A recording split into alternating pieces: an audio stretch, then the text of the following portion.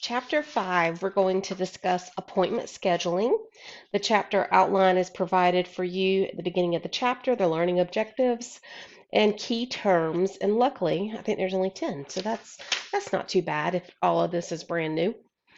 Chapter 5 starts on page 94. The introductions listed, scheduling new patients. There is a difference between scheduling new patients and scheduling existing patients.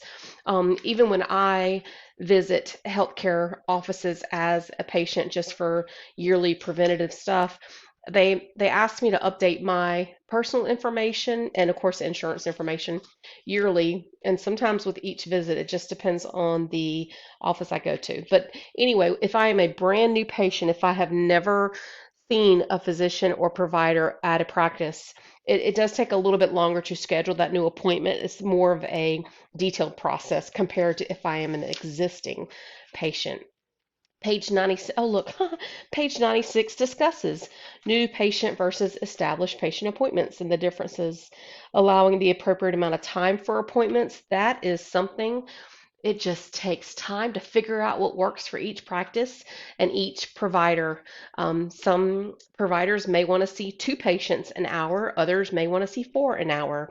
And that's just, it takes creating a matrix, it takes creating a map, if you will, how each provider prefers. And of course, it depends on what kind of office you are too. 97 is speaking to creating an appointment matrix that I just mentioned.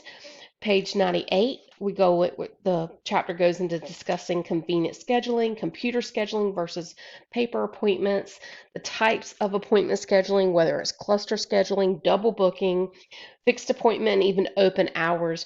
Open hour scheduling, I immediately start thinking of like an urgent care where you kind of expect anything and everything, or even like a retail clinic.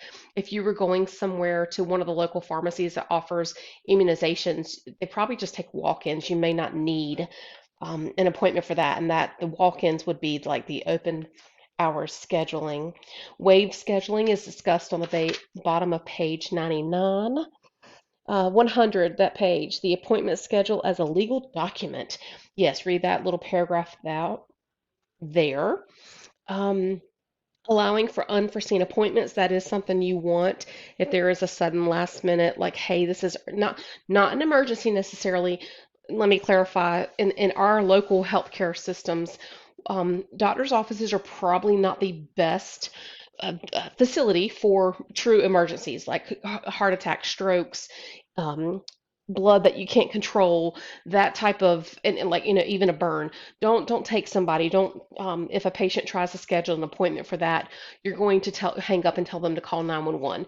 We no, yeah, no emergencies in doctors' offices.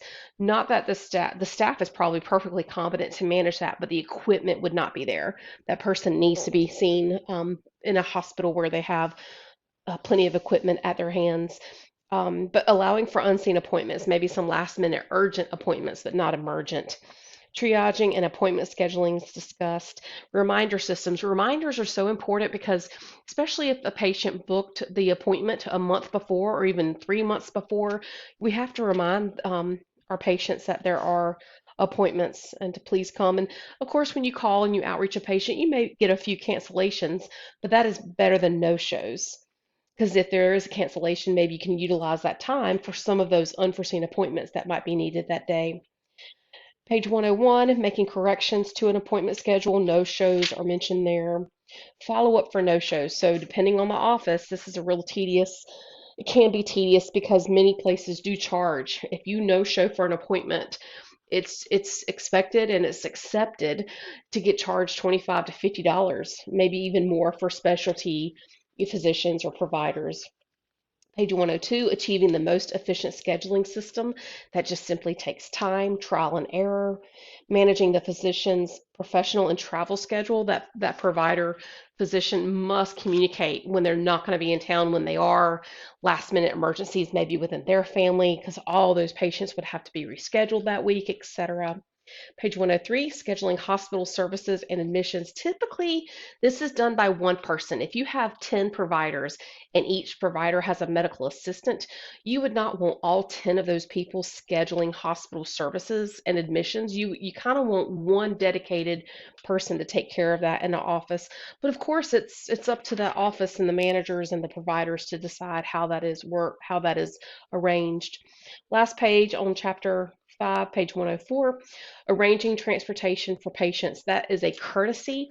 If your office so chooses to do that, that is not a legal requirement. It ultimately falls upon the patient and the patient's family members to arrange transportation.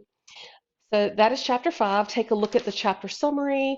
You're never required, but you're welcome to look at the multiple choice, true, false, matching. More chapter resources are in the back of the page, or the back of the chapter. For this chapter, it's page 107.